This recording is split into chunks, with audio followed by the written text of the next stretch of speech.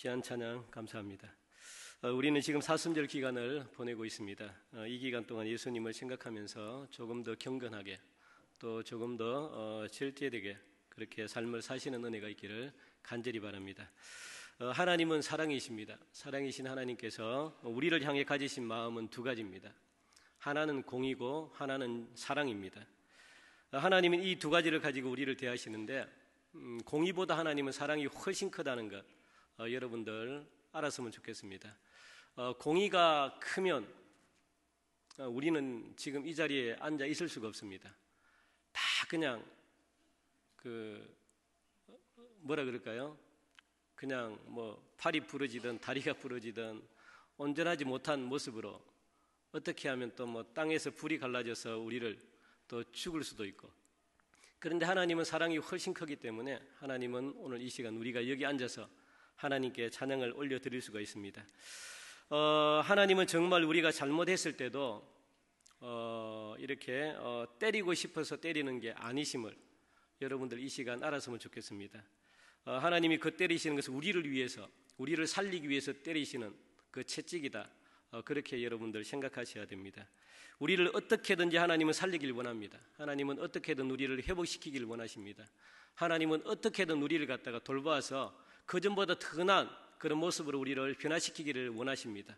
그게 하나님의 본심이다, 그렇게 말씀합니다. 하나님의 이런 마음을 오늘 이 시간 우리 모두가 알았으면 좋겠는데 그런데 알지 못하는 게 문제죠. 하나님께서 우리에게 왜 고난을 주시는지, 왜 아픔을 주시는지 우리가 그것이 이해가 안 되기 때문에 이 세상을 살아가는데 참 힘들게 살아갑니다. 이 사실이 이해가 되고, 하나님은 사랑이시구나, 하나님의 본 마음은 나를 살리는 데 있구나, 이게 이해가 되면 우리들에게 오는 모든 고난 그리고 모든 아픔이 해석이 되죠. 그래서야 하나님이 왜 나를 이렇게 했는지 이해가 되죠. 그래서 고개가 이렇게 끄덕여지죠. 사실 하나님의 입장에서는 우리는 좀 이해가 안 가지만 우리를 사랑하는 방법 중에 하나가 있는데 그것은 뭐냐면 잘 안 되게 하는 겁니다. 잘 안 되게 하는 것.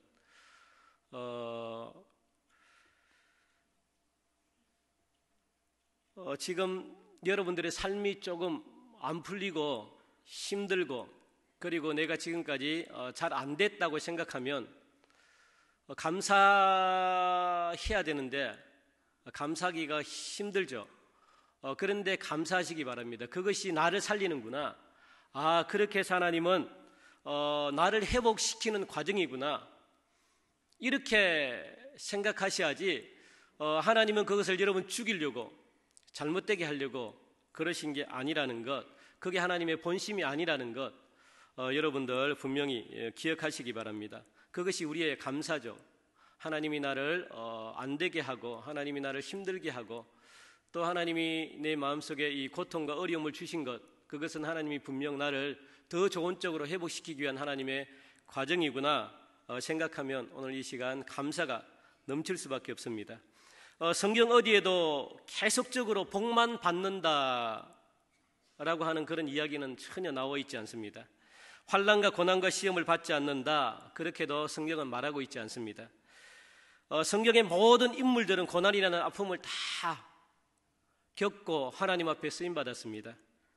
오늘 본문인 이 미가서도 마찬가지입니다. 미가서는요 그냥 박살내고 그리고 또 부셔가지고 다시 세우겠다는 그런 언약의 내용입니다. 그런 말씀이죠. 부수고 세워서 무엇하겠다는 겁니까? 왜 부수겠다는 겁니까? 하나님은 그것은 회복시키기 위해서 그렇죠. 회복시키겠다는 겁니다. 그래서 성경의 모든 주제는요 회복에 대한 이야기입니다. 아담과 하와의 타락으로 시작된 성경의 이야기는 세상을 어떻게 다시 하나님의 계획대로 완성시키는가에 대한 회복의 이야기가 성경의 이야기거든요. 예수님도 이 땅에 오셔가지고 하신 사역은 회복입니다. 회복. 하나님의 나라를 만드는 거거든요. 그래서 병든 자를 고쳐주고 가난한 사람들에게 가서 도와주고 그리고 또 영적으로 필요한 사람들, 귀신 들린 사람들을 고쳐주는 모든 이유는 회복시키려고, 하나님의 나라처럼 만들려고 예수님이 그렇게 사역했다는 것. 그래서 성경의 이야기는 회복의 이야기라는 것. 그래서 성경에 등장하는 인물을 보면 하나같이 완전히 하나님이 박살내버려요. 하나님이 완전히 부숴버립니다. 그래서 새로운 사람으로 하나님께 쓰임받는 인물들이 성경에 보니까 대다수입니다. 우리 하나님께서 어떻게 한 사람의 인생에 개입하셔가지고 그 인생을 회복시키는가, 우리 하나님께서 어떻게 한 나라 가운데 개입하셔가지고 그 나라를 회복시키시는지, 이것이 성경의 주제라고, 이것이 성경의 이야기입니다. 자, 그런데 우리 하나님께서 망가진 것들을 회복시키실 때 반드시 거치는 과정이 있다, 그렇게 말씀합니다. 그것은 때려 부수는 거죠. 망가진 부분들이 있다면 반드시 허물어야지 그 위에 새로운 것을 지을 수가 있습니다. 망가져 있는 그 상태에서는 새로운 것을 지을 수가 없습니다. 하나님께서도 마찬가지죠. 여러분들을 새롭게 회복시키길 원하는데, 여러분들을 새롭게 짓기를 원하는데, 여러분들의 삐뚤어져 있는 그런 인격, 잘못되고 무너져 있는 그런 내용물을 가지고는 새로운 사람으로 만들 수가 없다고 하나님이 그렇게 말씀하시면서 하나님은 여러분들을 부수는 작업을 시작하는 겁니다. 망가진 부분들을 하나님이 고치는 작업을 시작합니다. 그래야만 새롭게 회복이 될 수 있기 때문에 그렇습니다. 그것은 한 나라도 마찬가지고요, 한 개인도 마찬가지고 한 공동체도 마찬가지입니다. 하나님께서 오늘 이 시간 저와 여러분들을 회복시키겠다고 작정했다면 우리의 망가져가는 옛날 모습들, 그리고 삶의 습관들, 망가지고 잘못된 부분들 하나님이 수술해 내십니다. 거기에 새로운 것들을 세우신다는 겁니다. 그런데 중요한 것은 뭐냐면 수술해 내는 과정에서, 그리고 또 고치는 그 과정에서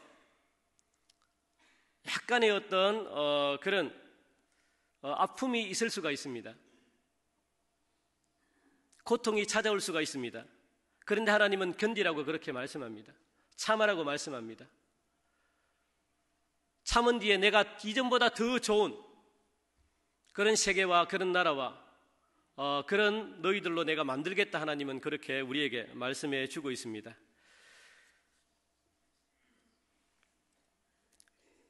여러분들이 아셔야 될 것은 뭐냐면, 부수시는 것은 그냥 부수는 것이 아니고 세우시기 위한 목적을 가지고 하나님이 부수신다는 사실을 여러분들 기억하시기 바랍니다.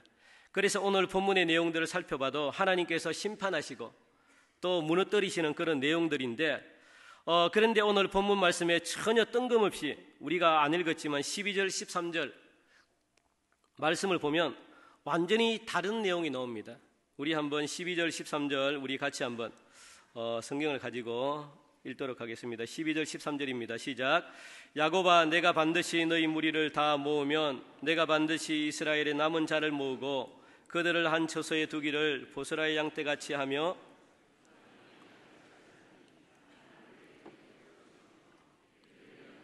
그들 앞에 올라가고 그들은 길을 열어 성문에 이르러서는 그리로 나갈 것이며 그들의 왕이 앞서가며 여호와께서는 선두로 가시리라. 아멘.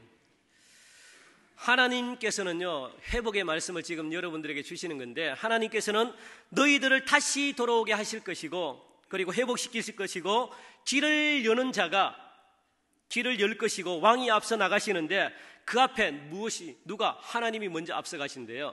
하나님이 앞서 가셔서 앞에 가로놓여 있는 모든 장애물을 내가 박살내고 너를 적과 꿀이라는 약속의 땅으로 내가 인도하겠다.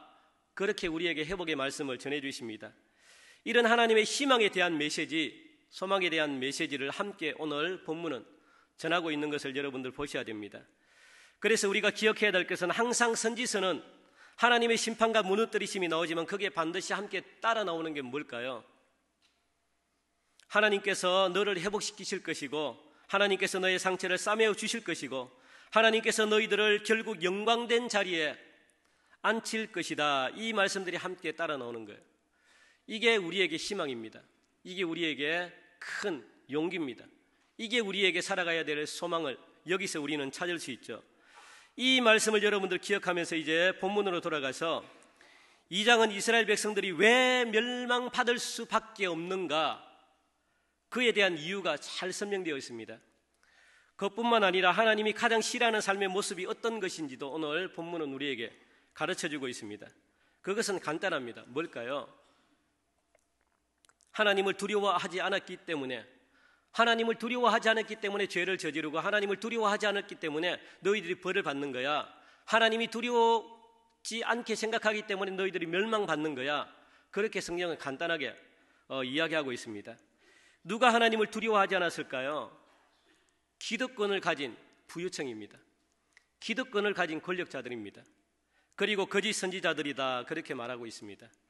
그래서 약하고 가난한 자를 핍박하는 거죠. 이 내용이 바로 오늘 1절, 2절 미가 선지자는요 얼마나 강한 어투로 말하고 있는지 얼마나 화가 났는지 이렇게 1절, 2절 말씀에 그렇게 말하고 있는데 우리 1절, 2절 같이 안 읽어봤는데 같이 한번 읽도록 하겠습니다. 1절, 2절 시작. 그들이 침상에서 죄를 꾀하여 악을 꾸미고 날이 밝으면 그 손에 힘이 있으므로 그것을 행하는 자는 화 있을진저 밭들을 탐하여 빼앗고 집들을 탐하여 차지하니 그들이 남자와 그의 집과 사람과 그의 산업을 강탈하도다 그렇게 말합니다. 여기서 무엇이라고 표현합니까? 화 있을진저 누가요? 탐하는 자들, 빼앗는 자들, 그리고 또 죄를 꾀하는 자들. 여기서 화 있을진저라는 말은요 공동번역으로 보면 망할 것들이라고 표현하고 있습니다. 망할 것들. 너희들은 분명히 망할 것이다. 너희들은 망할 것들이야. 그렇게 말씀하는 거죠. 얼마나 화가 났으면 이런 표현을 이 미가서는 이렇게 하고 있을까요? 하나님께서 공의로운 세상을 만들어 놓으셨는데 하나님의 공의가, 하나님의 질서가 몇몇 사람들에 의해서 무참히 짓밟히고 있는 겁니다. 미가는 굉장히 화가 난 거죠. 그래서 화 있을진저 망할 것들이라고 이렇게 표현하고 있습니다. 여기서 다시 말합니다. 빼앗은 사람들은 누굴까요? 힘 있는 사람들, 가진 사람들입니다. 빼앗긴 사람들은 누굴까요? 힘 없는 사람들, 아무것도 가진 것 없는 사람들.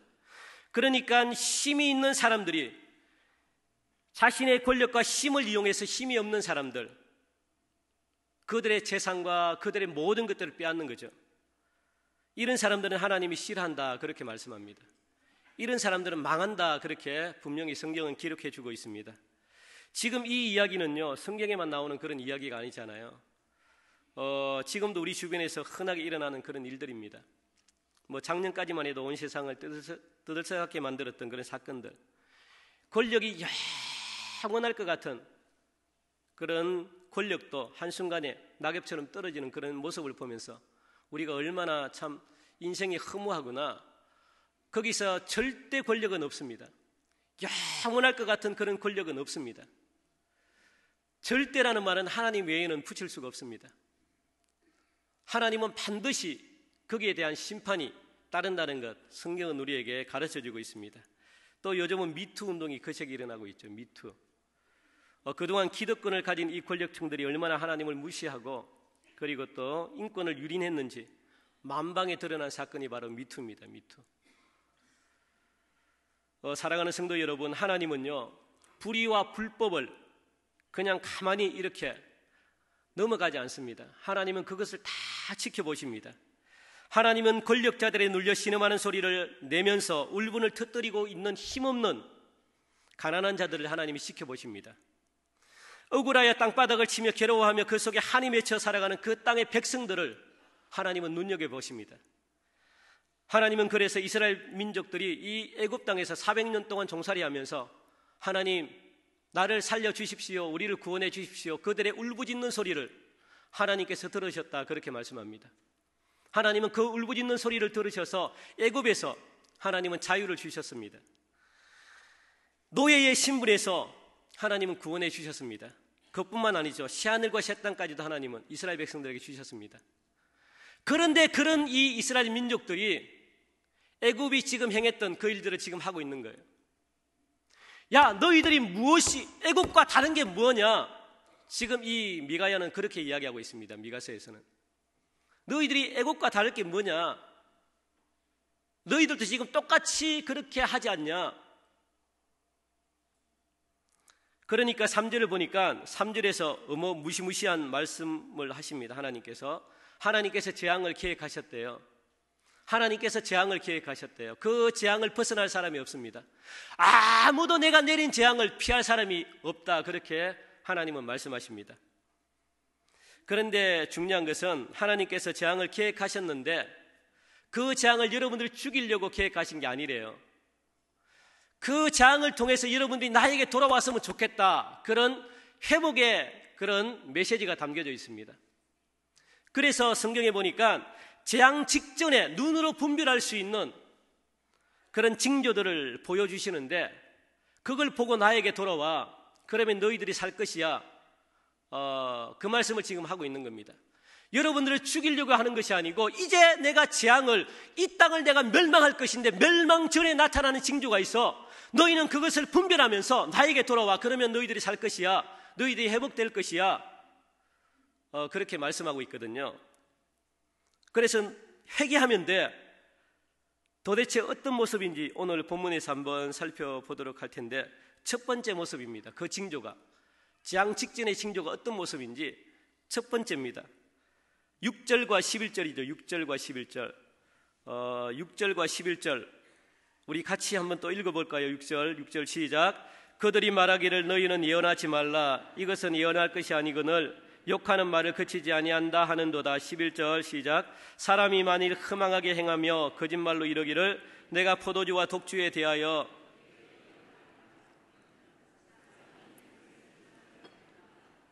아멘. 무슨 말씀입니까? 한마디로 말하면 성도들이 듣기 싫은 말 하지 말라는 겁니다. 이 강대상에서 우리들이 듣기 싫은 말 하지 마. 우리는 안 듣겠어. 그런 이야기입니다. 그러니까 우리가 좋아하는 말을 해라는 거예요. 야단치고 책망하는 말 절대 하지 말라는 겁니다. 그래서 따지면 제가 이 설교도 안 해야 돼요. 이것도 듣기 싫다는 거예요. 그리고 바른 말을 전하는 참된 선지자 우리는 원하지 않아. 거짓 선지자, 우리의 입맛에 맞는, 우리를 위해서 전해주는 그런 선지자를 우리는 원해. 그게 11절 말씀이거든요. 그러니까 굉장히 화가 난 거죠. 공의를 구하고 회개를 촉구하고 그래서 하나님의 백성답게 살라고 하는 그런 부담되는 메시지 귀를 닫겠다는 거예요. 안 듣겠다는 겁니다. 하나님이 말씀이 선포될 때 부담되고 듣기 싫은 이야기 우리가 듣지 않겠다는 겁니다. 여러분, 이것이 재앙 전에 일어나는 첫 번째 징조임을 여러분들 기억하시기 바랍니다. 혹시 이 가운데도 저를 포함해서 하나님의 말씀에 듣기 싫고 그리고 또 싫은 소리가 들리면요, 혹시 내가 재앙 전에 있구나. 여러분들 그렇게 기억하셔야 돼요. 그래서 무엇을 해야 될까요? 하나님, 저를 살려주십시오. 그렇게 주님께로 나와야 돼요. 그래야만 여러분들이 살 수 있습니다. 그래야만 여러분들이 회복될 수 있습니다. 내가 이걸 듣고 하나님의 말씀이 듣기 싫고 싫은 소리를 하면 듣기 싫고 귀를 닫아버리면 나는 영원한 멸망에 이를 수밖에 없습니다. 하나님은 이걸 정표로 보여주는 거예요. 이럴 때 나에게로 돌아와. 그럼 내가 살려줄게. 그게 하나님의 사랑이죠. 왜 이스라엘 백성들이 듣기 싫은 소리를 하면 귀를 닫아버렸을까요? 그것은요, 상처 때문입니다. 아픔 때문입니다. 이스라엘 백 400년 동안 고생하게 살았다 생각해봐요. 400년 동안 힘들게 살았다 생각해 보십시오. 400년 동안 종살이로 인해서 많은 받아야 되는 상처, 그 상처로 인하여 듣기 싫은 거죠. 상처가 있는 사람들은요, 나를 위해서 해주는 말, 쓴소리는 굉장히 듣기 싫어합니다. 나를 비웃는 것 같고, 나에게 지시하는 것 같고, 나에게 명령하는 것 같고, 그래서 그것이 제대로 들어오지 않습니다. 마치 이스라엘 백성들처럼 하나님의 말씀이 그들은 욕으로 들리는 거예요. 회개하십시오. 회개하면 삽니다. 이 하나님의 메시지가 그들에게는 무엇으로 들린다고 이야기합니까? 성경에 보니까 자기를 놀리는 욕으로 들린대요. 나를 혼내키는 잔소리로 들린대요. 그래서 듣기 싫답니다. 악한 마음을 자복하고 악한 행위를 고쳐서 회개하면 살 수 있습니다라고 하는 말씀인데 그들은 욕으로 들었습니다. 그들은 이렇게 또 생각합니다. 설교는 내 귀를 시원하게 끌어주면 돼. 내가 궁금해하는 것만 들려주면 되는 거야. 그렇게 생각하는 거죠. 그게 설교야. 그렇게 단정을 짓습니다. 이게 재앙 전에 일어나는 일이다. 그렇게 말씀합니다. 우리 교회는 과연 하나님의 말씀에 어떻게 반응하고 있습니까? 여러분들은 하나님의 말씀을 듣고 어떻게 반응하고 있습니까? 만약 그렇다면요, 우리들도 재앙 직전에 서 있는다는 건 여러분들 기억하십시오. 멸망이 곧 다가온다는 사실 기억하십시오. 사랑하는 성도 여러분, 우리는 분명히 하나님의 자녀입니다. 하나님의 백성들입니다. 하나님의 백성들은요, 하나님의 입에서 나오는 말씀으로 사는 그런 존재들입니다. 그런 말씀을 우리가 듣기 싫어하고 거부하면요, 위로부터 주시는 능력을 받을 수가 없습니다.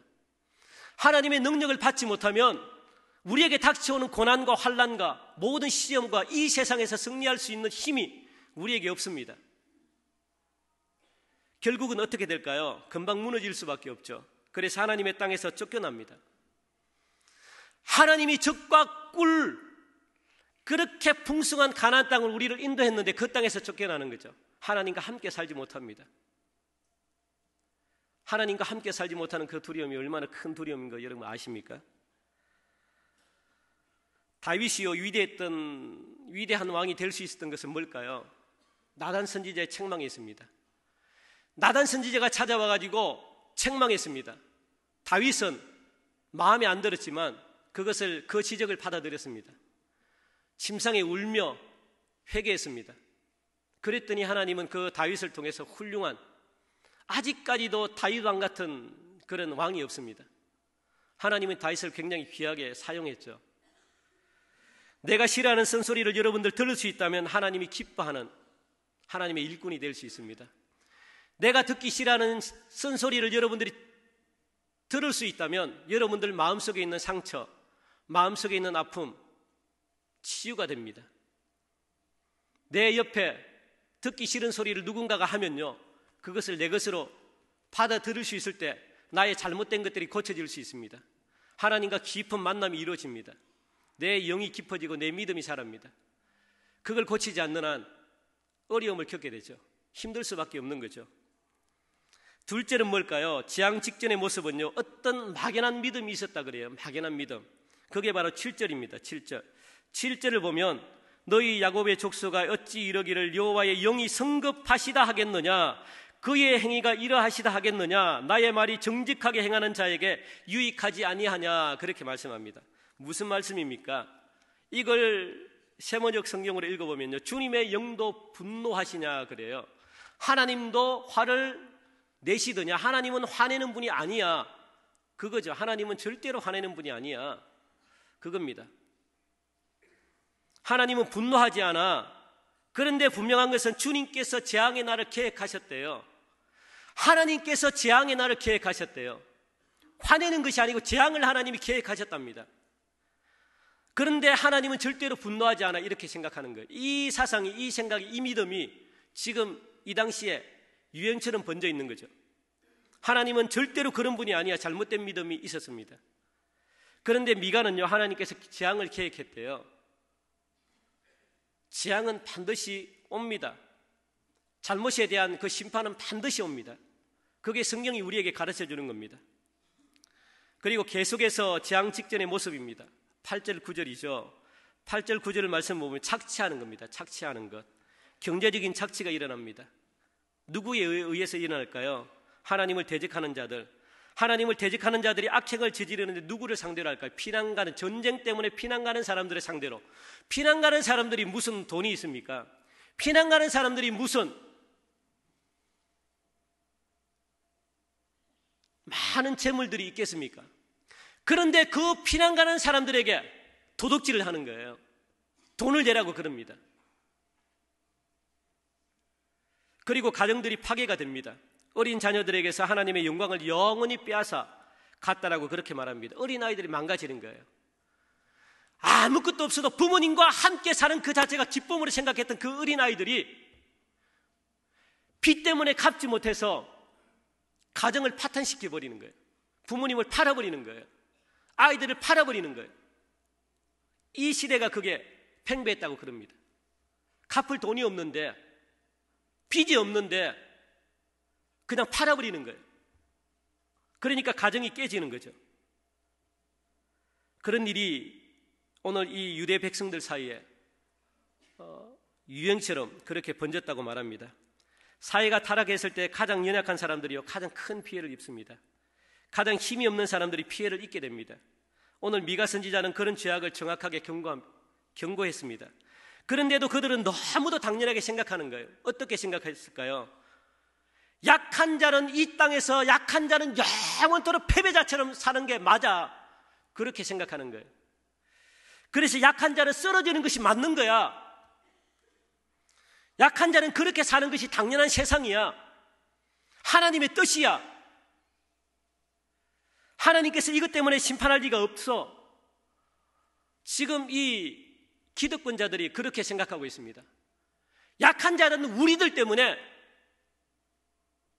평생토록 그렇게 사는 게 너희들 업보라는 거예요. 그렇게 사는 게 당연하다는 거예요.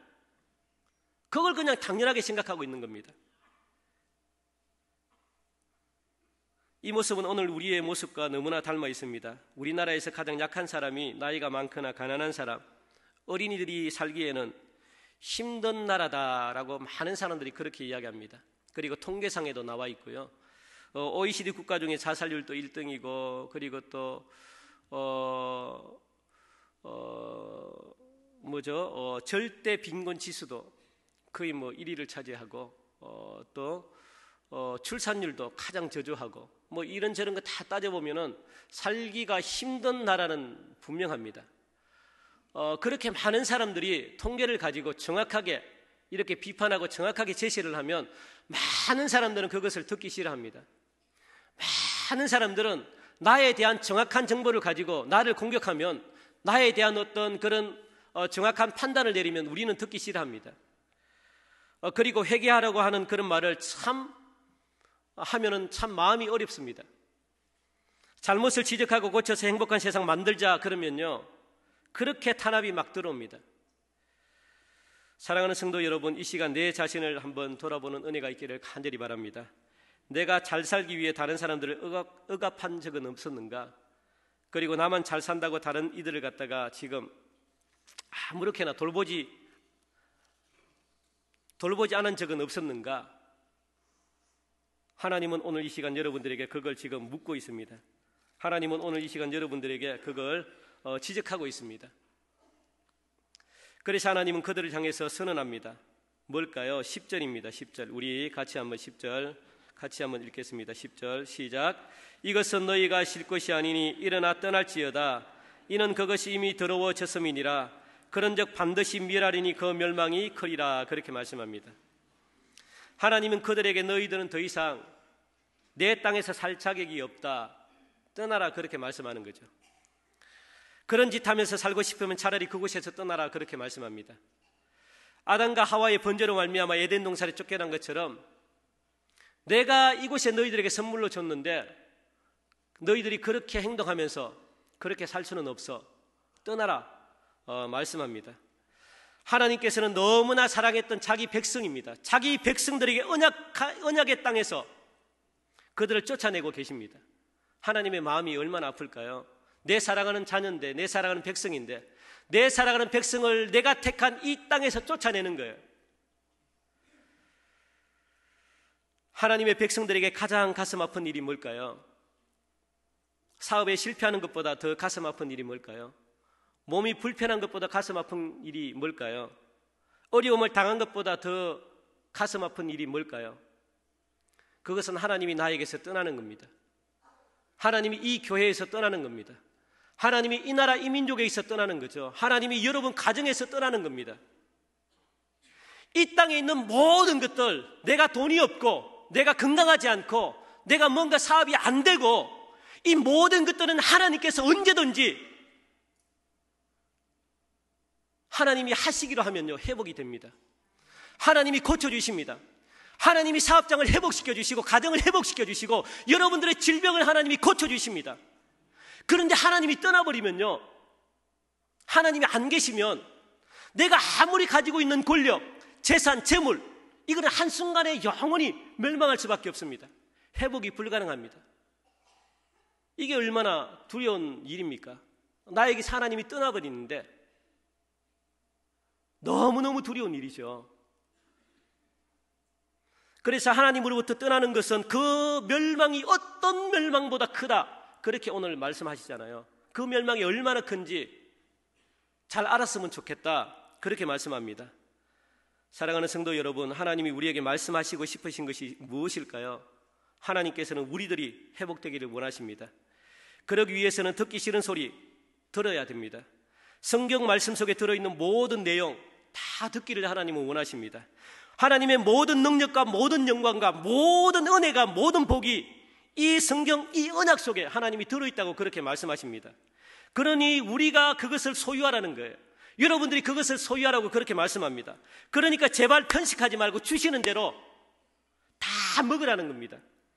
위로의 말씀 속에도 복이 있지만 책망의 말씀 속에도 복이 있어. 책망의 말씀 속에도 변함없는 하나님의 사랑이 있어. 이걸 확인하라는 거죠. 세상이 아무리 좋아도요, 하나님보다, 하나님의 말씀보다 좋을 수는 없습니다. 하나님보다 말씀보다 더 좋아서는 안 됩니다. 우리는 지금 재앙의 시대를 살아가고 있는 이때에 여러분들 잘 분별하시기 바랍니다. 무엇이 옳고 그른지. 그래서 잘 분별해서 하나님이 기뻐하는 삶으로 나아가시는 은혜가 있기를 간절히 바랍니다. 재앙 직전에 나타난 이 징조들은요, 우리를 죽이려고 하는 것이 아니고 하나님은 우리를 회복시키려고, 우리를 살리려고, 나에게 돌아와서 이전보다 더 나은 삶을 우리에게 주시려고 하나님은 이런 징조를 보여주시고, 그리고 또 이런 아픔을 우리에게 주셨다는 사실 기억하시고, 오늘 13절 말씀 읽고 우리 마치겠습니다. 13절 회복의 말씀을 우리에게 주시는데 어떤 말씀이냐면 13절 우리 같이 한번 읽겠습니다. 시작. 길을 여는 자가 그들 앞에 올라가고 그들은 길을 열어 성문에 이르러서는 그리로 나갈 것이며 그들의 왕이 앞서가며 여호와께서는 선두로 가시리라. 아멘. 하나님은 여러분들을 먼저 보내지 않고요, 하나님이 선두로 여러분들을 이끌어 간다, 그렇게 말합니다. 어디까지? 적과 꿀이 흐르는 약속의 땅, 가나안 땅, 하나님이 오시는 그 순간까지 하나님은 그렇게 회복의 약속으로 이렇게 여러분들 말씀하고 있습니다.